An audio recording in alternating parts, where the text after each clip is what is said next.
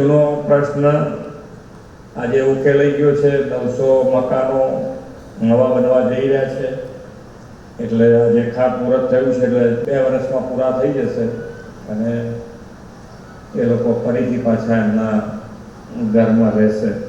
વિશ્વ નેતા અને યશસ્વી વડાપ્રધાન શ્રી નરેન્દ્રભાઈના નેતૃત્વમાં આપણે આ વર્ષે સરદાર સાહેબની 150મી જન્મ જયંતિનું વર્ષ ઉજવી રહ્યા છે।